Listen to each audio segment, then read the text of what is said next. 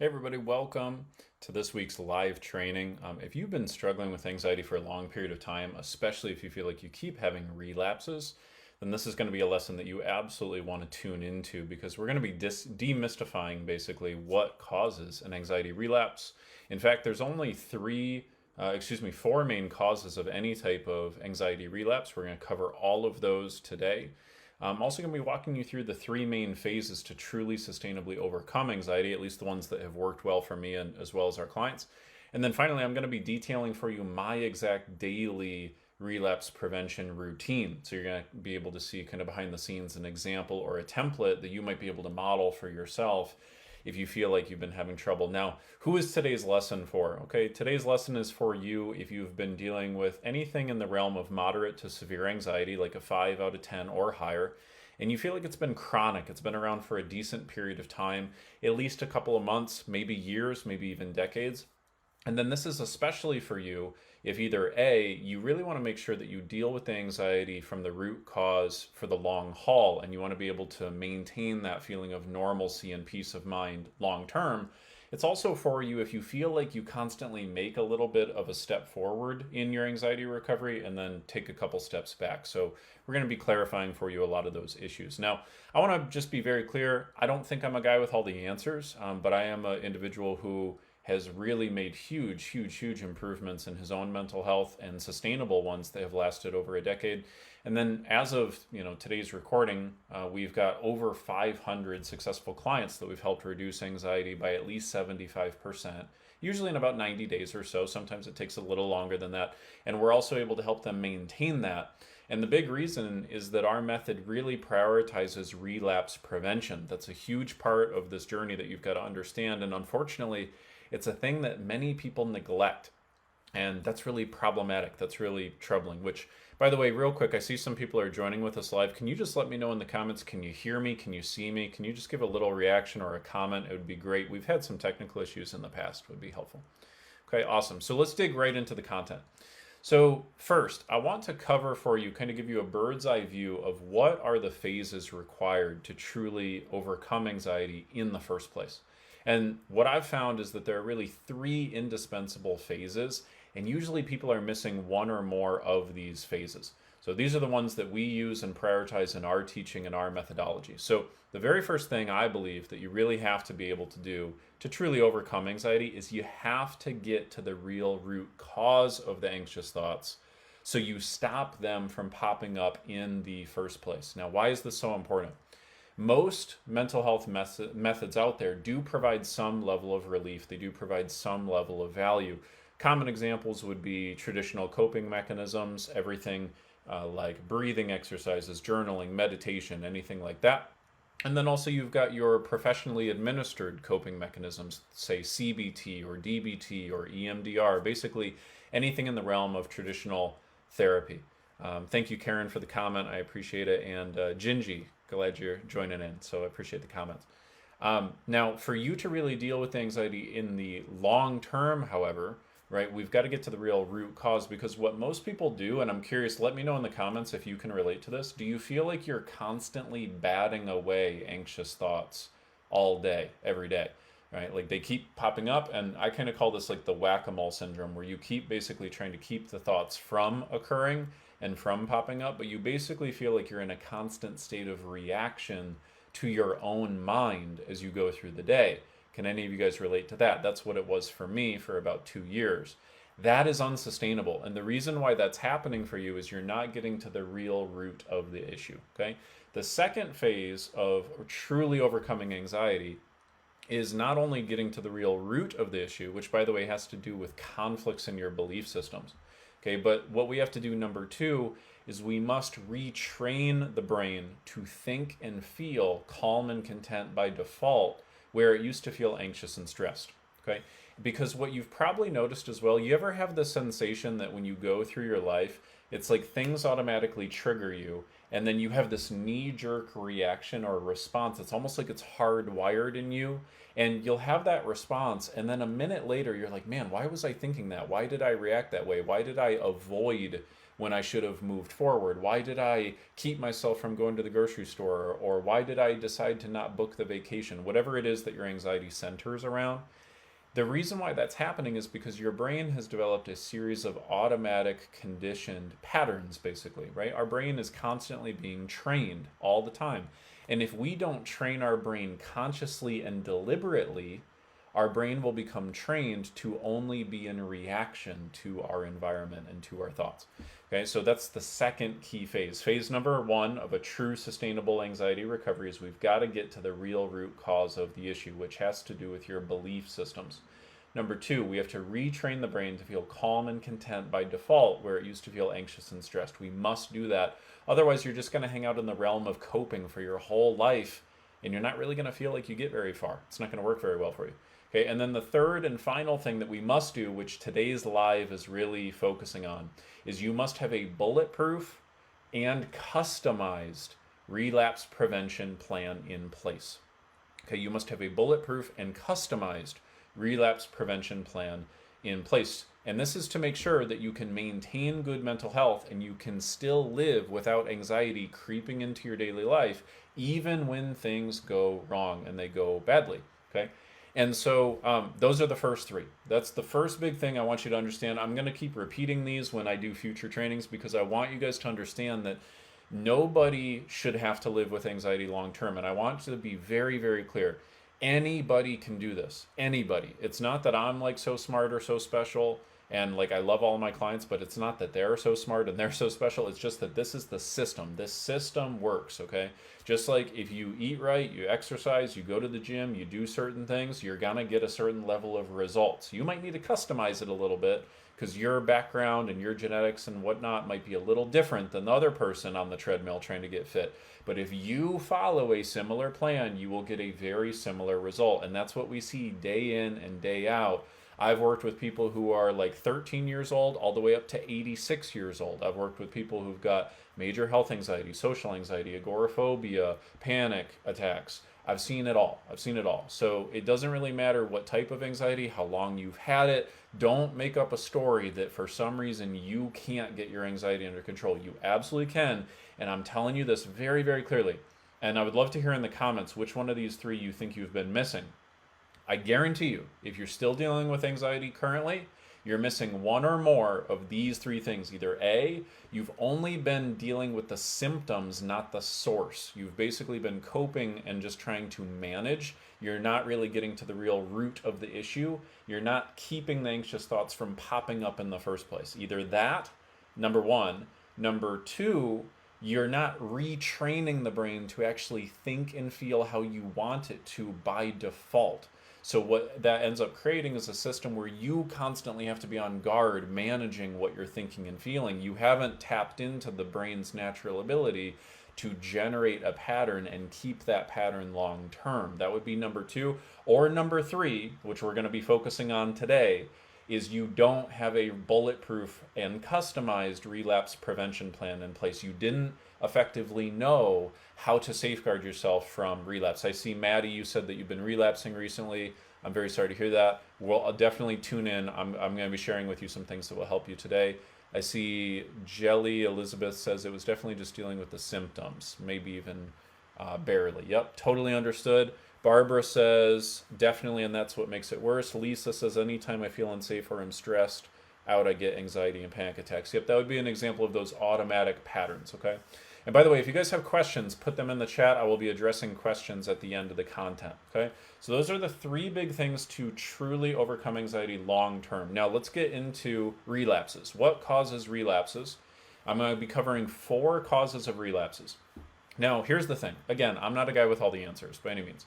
However, we have now over 500 successful clients who've gone through our process. Now, in addition to that, right, we take on around 100 clients a year. I do consultations with about 1,000 people a year, right? As in, I speak with them for about an hour. I get to know their issue. I get to know their background. I get to know what they've tried, what they haven't tried, how a particular therapy or medication or this method or that method worked or didn't work, right?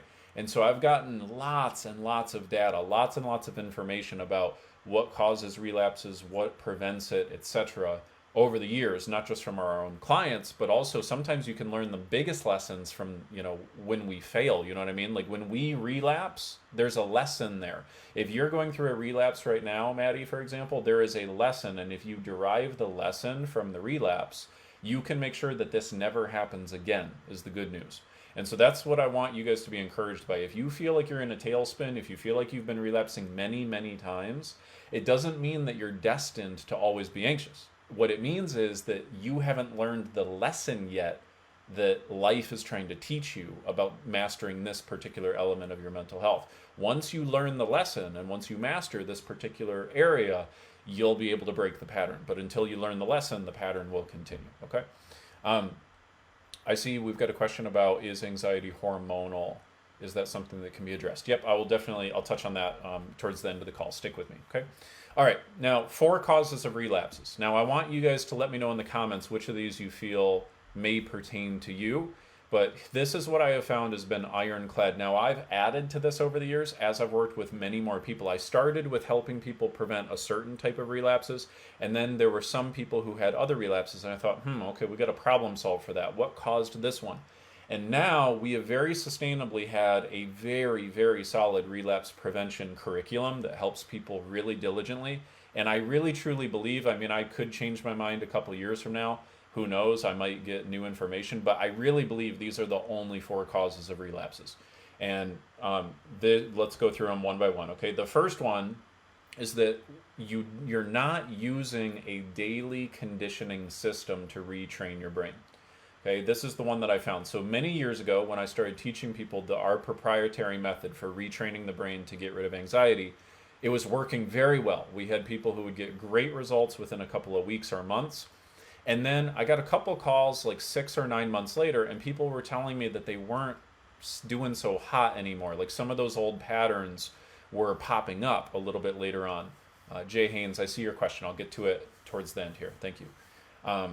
Now, the thing that I realized, though, was that most clients had done exceptionally well, but a small handful had relapses. And I started to look into why that was. And what I realized the issue is that the people who had relapsed were no longer using the daily conditioning routine that we had assigned to them when they graduated the program. And that was the major issue. And so this is the very first thing I really want to drill with you guys, because there's a tendency to want to tune this out and go, yeah, I need to have a daily routine. But let's back up for a second. I really want you to understand this. Think about anything in your life that you have sustainably good results in. Like let's say your physical health, for example. Some of you guys have good physical health. Now, if you have good physical health, you're fit, you're toned, you've got good cardiovascular health, that is not by accident. The only way that you're able to sustain good physical health is if you have a system, right? You do a certain series of habits and rituals on a daily or at least weekly basis. There are certain things that are non-negotiables for you. Let's even look a little bit differently. Let's say your finances. Okay, if you really truly want to master your finances, you can't just do something one time. You have to have a system, not only a system for generating income, but you need to have a system of how much do you invest, how much do you save, how much do you tuck away for donations, how much do you put away for the college fund for your kids. If it is not systematized, if you don't have a reliable system that makes you know what decisions to make when and where, you're flying by the seat of your pants. And what that means is that you're basically just waiting for life to throw a curveball in your direction, and as soon as it does, you're going to be screwed, right? Because let's say financially, you've got a good job right now, you're getting good pay, but you don't have a system for where you're tucking your money away, what savings, what investments, planning for the future. You're only good while the circumstances are good. Same thing with physical health. You might be okay not working out, not exercising, not eating very well for a while, maybe like when you're in your teens or your early 20s when your metabolism is still good. While the circumstances are good, you'll be okay without a system. But there will come a time where if you don't have a system for eating right and working out correctly, you're not going to get the right results. And your mental health is exactly the same. You must have a system, a customized system for daily training the brain to think and feel and behave the way that you want it to. I believe this in my heart and my soul and my bones, and I've lived it. This is the thing that has kept me anxiety and depression free for over 10 years is I have a daily system. Now, I will tell you this, there have been times in my life where I've gotten away from that daily system, where I've thought, oh, I'm feeling good, I'm feeling okay, I don't really need to do that today.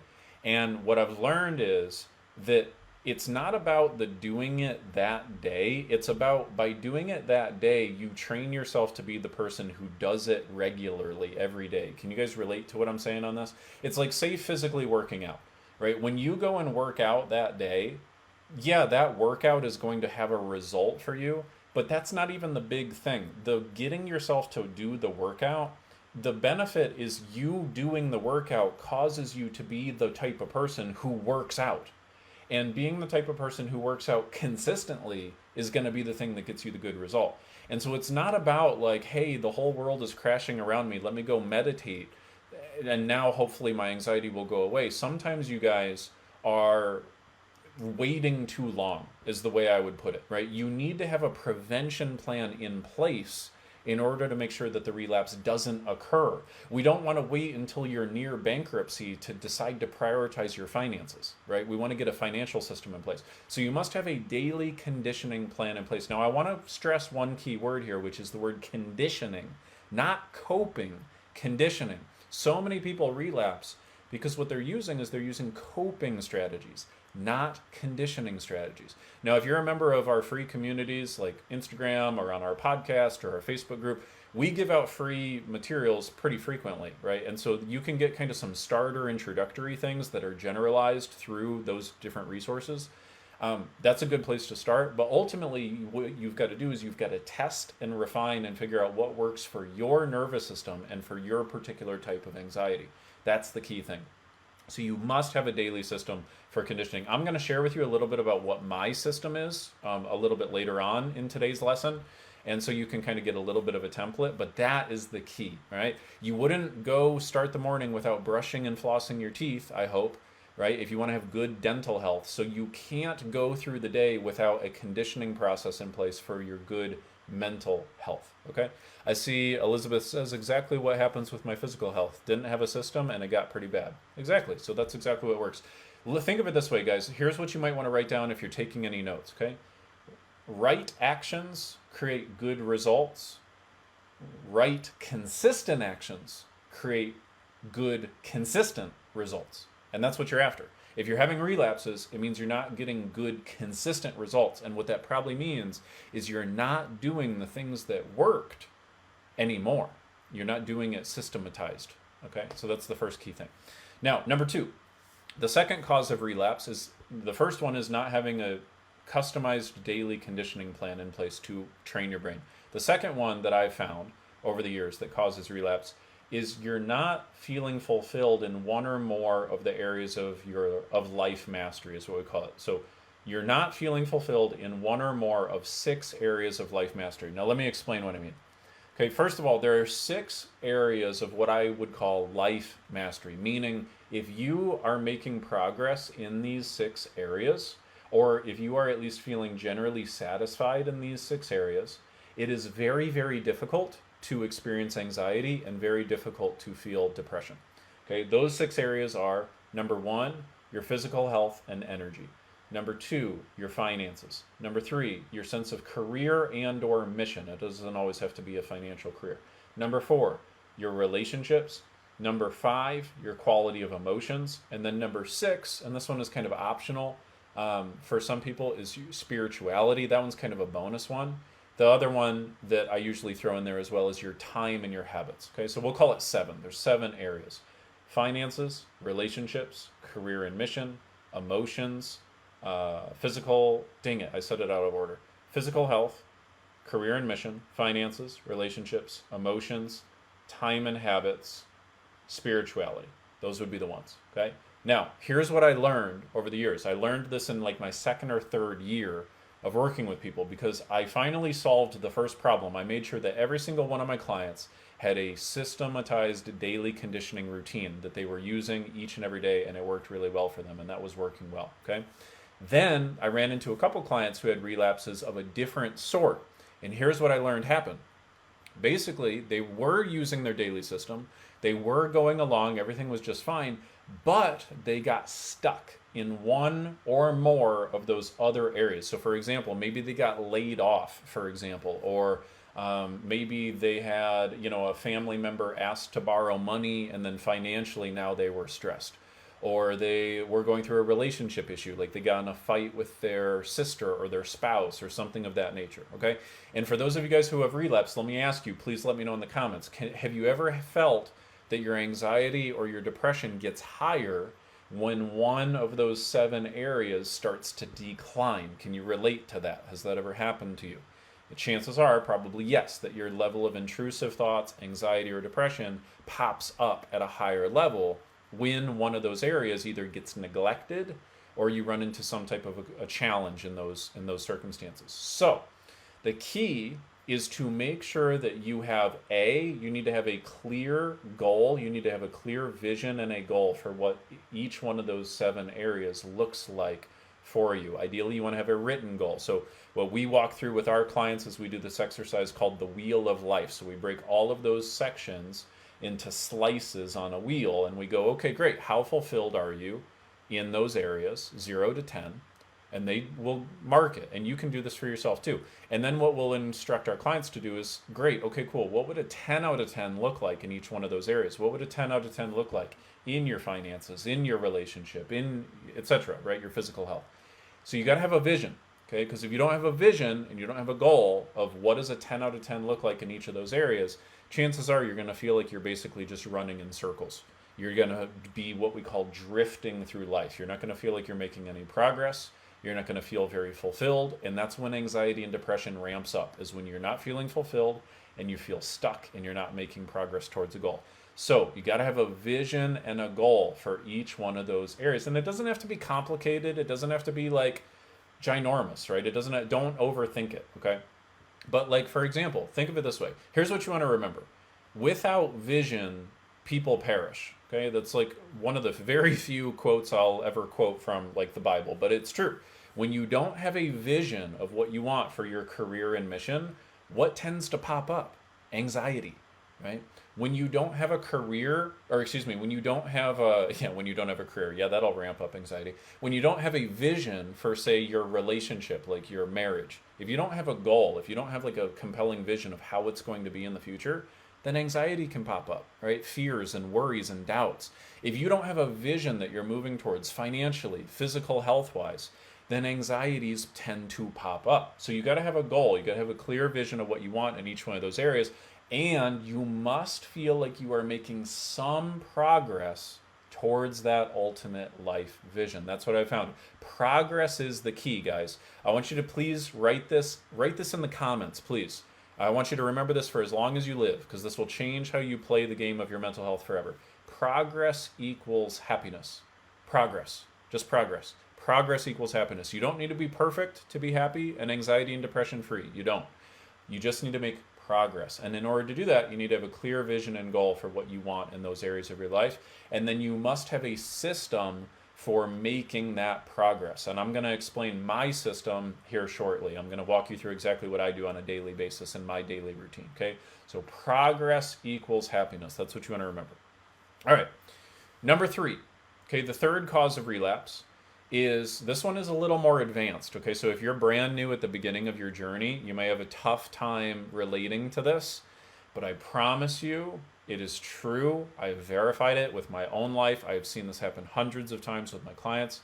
I guarantee you this one is critical, okay? The third thing that will cause relapse is talking about your anxiety in the present and future tense, okay? Talking about your anxiety in the present and future tense. The other way I explain this is talking about your anxiety as a part of your identity. Now, the best way I can illustrate this is through a story. This is the story that taught me this lesson. Okay, I was working with a gentleman a couple years ago. He had very severe health anxiety, and it was to the point that he thought he was having a heart attack. Like every day he was leaving work early, he was checking his heartbeat regularly, he was going to the ER, all this stuff, right? And so he'd tried therapy, medication, hadn't really worked for him. So I started working with him, took him through our whole process, our 90-day process. He was on like week 10 And he had done really well. His anxiety had reduced by at least like 80%, but it was still, there was still a little bit there, right? And so he told me, hey, Ty, I really want to overcome this thing, like totally get rid of it. How do I get rid of it? And what I noticed was in his language, he kept talking about anxiety in the present and future tense. So, what I'm talking about there is he would say things like, yeah, my anxiety is still a little bit of a problem, or I hope my anxiety gets a little bit better, or yeah, I'm going out this weekend, hopefully my anxiety isn't too bad. Right? He kept talking in those terms, like present and future tense, and that's when something clicked for me. Because he asked me, well, Ty, how did you overcome anxiety? Because I really, truly have not felt like anxiety in over 10 years or depression. Like, it's not in my life. And what I realized that we had done differently is that I only speak about anxiety and depression in the past tense. I want you guys to really listen very closely to what I'm telling you right now. I only ever speak about my own anxiety or depression in the past tense, as in I only talk about how I overcame it. I don't feel it anymore, right? Whereas what he was doing was he kept talking about, yeah, my anxiety, my anxiety, my anxiety. I hope my anxiety isn't too bad. And so I had this hunch, I had this hypothesis. What I told him is I said, look, I want you to do a little experiment. For the next 2 weeks, what I want you to do is I want you to only refer to anxiety in the past tense. I only want you to talk about how you've overcome anxiety, how you've beat anxiety, how it used to be a problem for you, right? And he was like, well, what are you talking about? I felt anxious this morning. I'm like, yeah, I understand. But going forward, just only talk about it in the past tense and do this for 2 weeks and let's see what happens. And he's like, well, what do I do when my wife asks me about it? I said, tell her you overcame it too. Because that was part of the problem. All his family members and his wife, this whole anxiety thing had become this whole part of his identity. So I said, look, if human beings will act in accordance with how they define themselves. So if you define yourself as a guy still struggling with anxiety, that's what you're going to be, is a guy still struggling with anxiety. I'm a guy who defines himself as a guy who overcame anxiety. That's my belief. That's my identity belief. Okay? And so what I did is I gave him that assignment. And I told him, go ahead and do this. And he was like, all right, fine. He did it, and that was the final thing. That's what took him from 80% to 100%, is removing the present and future tense. Now, for those of you guys who are brand new, let me just warn you, you trying to do this right here, right now, it's going to be very, very difficult for you because, granted, he had already done all of the other steps. Like, this was like the final kind of thing that he had to do to push himself totally, fully over the edge. But it is a way you can get started, right? But it's a little tough because there's several other steps that you'd be missing if you just tried to like convince yourself like, okay, I've overcome my anxiety, I've overcome my anxiety, I've overcome my anxiety. That's really tough to do when you're on day 1. He was on day 90, right? So it's a very different thing. But that is the same advice that we give to all of our clients now. And the ones that follow through on that and they change their language, they change their identity beliefs, they really radically change and they get to that 100% mark. It's powerful. It takes a commitment. It takes you being willing to say, no, this is what I'm going to choose to believe. But it really can truly work. It really does.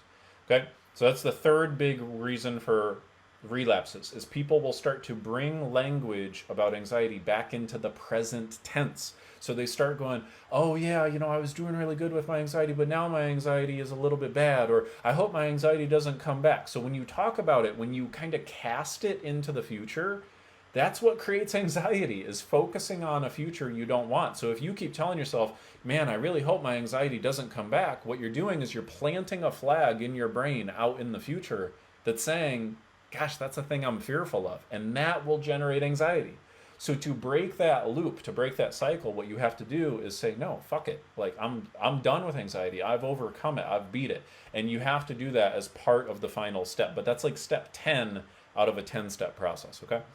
Now, the fourth one that will cause a relapse, this is the fourth and only other situation I've ever seen that causes a relapse, is you experience a curveball event, okay? Otherwise known as a problem or a crisis, okay? But I call it a curveball, and I would encourage you guys to do this too, because here's the news that I can tell you very, very clearly. You are going to have a curveball in your life. And in fact, I would love to see in the comments. Maybe you guys are having a curveball right now. Like, have you had a curveball event in the past 12 months, either like a job loss, loss of a family member, maybe you got really sick, maybe a relationship ended, a layoff, right? Something of of that nature, an injury, okay, something like that. Something where basically, here's the metaphor that I want you to keep in your mind. Imagine you're driving your car, you're going down the road, you're headed towards your destination, right? Everything's good to go. And then all of a sudden you hit a patch of ice and your car starts spinning. Well, you didn't expect to be in that spin, did you? Right? Now your car is heading in a totally different direction than what you had planned on, what you had intended. And this happens in life. Like if you get a layoff, you get fired, your brain is going to be spinning because you thought, hey, I'm going to stick with this job. I'll be here for another 6 months, 12 years, whatever. And then all of a sudden, that's not going to happen anymore. That destination is no longer there. And that feels very disorienting. And this creates a lot of anxiety for people because what will end up happening is your brain is going to be wanting certainty. It's going to be wanting to latch on to something like, okay, I thought I was going here. I'm not going there anymore. So where the hell am I going? And your brain's going to be searching for certainty. Okay. And if you have that desire for certainty, if you keep looking for certainty, the anxiety will continue. You have to generate your own certainty. You must be able to create your own certainty immediately. And the way that you got to do that is you must have a curveball handling process. Now, this in and of itself is a total other training. I have a 45-minute training. It's an 11-step process for dealing with a crisis or a curveball. We teach it to our clients. I'll give you the short version though. Okay, here's the first key thing you must do. You must center your mind on a desired outcome as opposed to an outcome that you fear. So let's just say you have a job loss. Okay, you get a job loss. You must ask yourself, okay, cool. What is the outcome I do want out of this experience? Because otherwise what will happen is your brain is just going to focus on everything that you fear taking place. So what you've got to do is plant your own flag and say, you know what? I didn't like that job anyway. This is the type of job I'm going to get next. And the more you put your energy around getting the new job and you starve what you fear of energy, then the anxiety will reduce. The anxiety will diminish. Now, there's a whole series of other steps that are necessary usually to make sure you really truly stay on that path. Like, you might be thinking like, okay, Ty, yeah, easier said than done. And you're right, it is easier said than done. And that's why there's tools and systems and things like that to help with that sort of situation. But that's why we have a very robust 11-step process that we had to develop and teach clients of like, hey, you're going to run into a curveball. It's going to happen. I see you guys putting in the comments the curveballs you've been experiencing. I really appreciate the feedback. Thank you guys for showing up. It really means a lot. Anyway, you've got to have a robust system. At a bare minimum, you got to keep your eye squarely fixated on the new outcome that you're after. So here's kind of the other metaphor that you want to keep in mind. If you're driving down that road, you hit the ice, you're in a spin, you're headed towards the tree. It's tempting to focus on the tree. Your brain is going to want to focus on the tree, and the tree metaphorically represents what you are afraid of, right? Whether, like, say you get into a separation and your brain goes, I'm going to be alone forever. No, you're not, right? But your brain is going to go to that. It's going to focus on that tree. What you got to do is go, no, where am I headed? And turn your head away from the tree and focus on the direction of where you want to head. And if you do that, you can pull yourself out of the spin, okay? That's the key thing. So those are the 4 causes of relapses. Now I'm going to share with you in just a second my daily routine, a little bit about my daily routine that has helped me stay anxiety and depression free. But to recap, those 4 causes are: number 1, not having a customized daily conditioning plan in place to train your brain to think and feel and behave positively by default. Number 2, not continuously making progress in one of those 7 areas of life, right? Relationships, career and mission, etc. Number 3, talking about your anxiety in the present or future tense, which basically makes it alive in the present and in the future. Or number 4, not having a system in place to handle curveballs, and curveballs are inevitably going to happen. And when I learned that has enabled us to now have such an astronomically high success rate with our clients, because now we teach them like, hey, you are going to have a curveball. Here's what you need to do. Here's exactly what you need to do when a curveball occurs. And that way they've got a guided process to take them through that. So that's what you got to do. You got to counter those 4. So which one of those 4, please tell me in the comments, which one of those 4 do you think is the one that you've been missing the most or has been the biggest cause for you? Okay. I love the comments. I'm going to get to your guys' questions in just a second. Now I'm going to share with you a couple elements of my daily routine. I have a whole other thing that takes me like a half an hour to train on my whole daily routine and all that, but I'm just going to highlight a couple elements that are really important. First of all, I have my own daily conditioning routine that I have tested and refined and vetted and made sure that my nervous system responds well to it. So I'm going to just share with you a couple things that I do. This doesn't necessarily mean it's going to work for you because this is customized for me. We got to customize something for you that works for you. But the very first thing that I do is I have what I call a life mastery planning document. I have this singular document that I go into. And at the very top of my document, okay, the first thing that I look at every single morning when I sit down are my values. Okay, my values are basically like, how do I want to live my life? Who do I want to be? Right? And so my values right now, number one, are impacting the world in a positive way, being unconditionally loving, having a growth mindset. And then fourth is having passion and energy. So those are the four values. And so when I realign that way, it's another way of focusing on the outcome that I want, which is a key part of getting rid of anxiety. And so by doing that, it kind of enables me to go, yes, this is who I am. This is what I'm about. This is the life I want. This is where I want to put my energy. Not putting energy on what I fear and the uncertainties and what could happen. When I choose where to put my energy, that keeps me in exceptional mental health.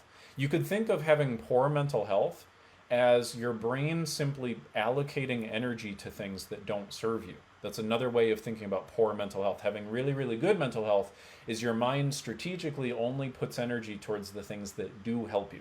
So that's the first key thing that I do. The second key thing that I do on this document, okay, is I have a series of what I call identity statements. So very much like what I was sharing with you before of saying like, I have overcome anxiety. I have a series of identity statements that I read to myself that basically remind me of who I am, like who am I committed to being, right? And if you don't choose who you're committed to being, you'll end up being someone that you're not proud of. And so that's something that I did is I decided and wrote all of that out. This is who I'm committed to being. So I remind myself and I kind of say it out loud, sort of like an incantation, like this is who I am. And that brings it into the present and into the future. And so that belief becomes the belief that carries me forward in the present and in the future. So that's what I do, number two.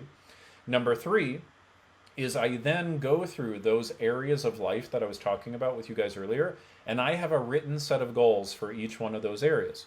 So what I do is I look at each one of those goals.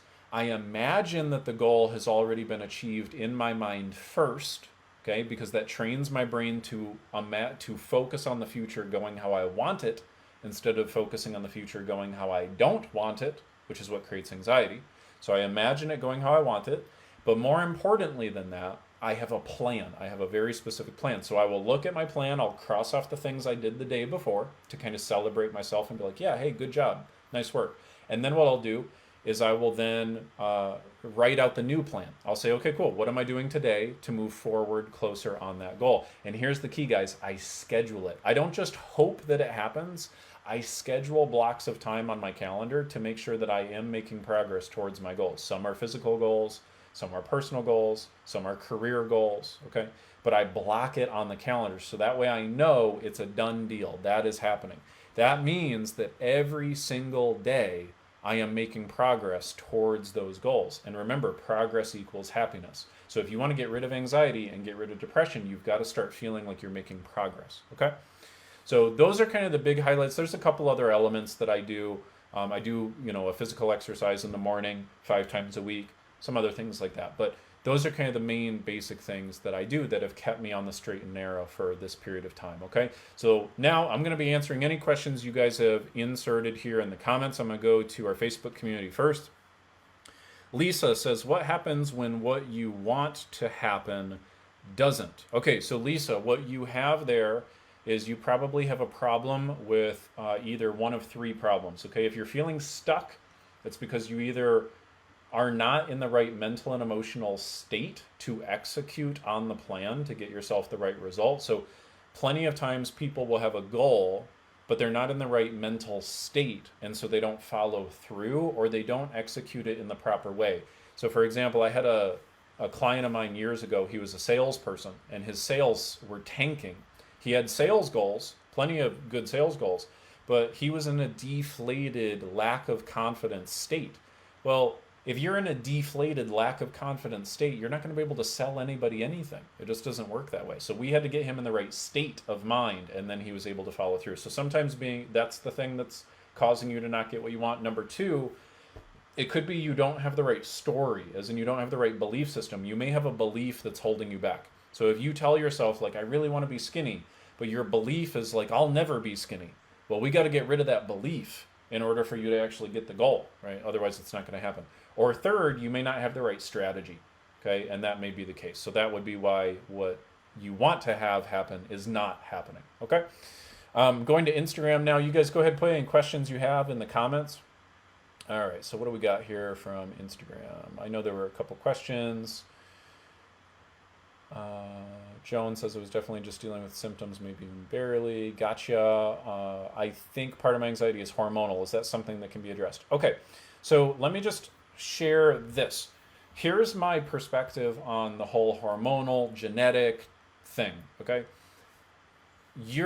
I really truly believe, and my experience has kind of shown me that this is the case, is that if you really want exceptional mental health, it's not all that dissimilar from wanting really, really good physical health. And here's what I mean by that.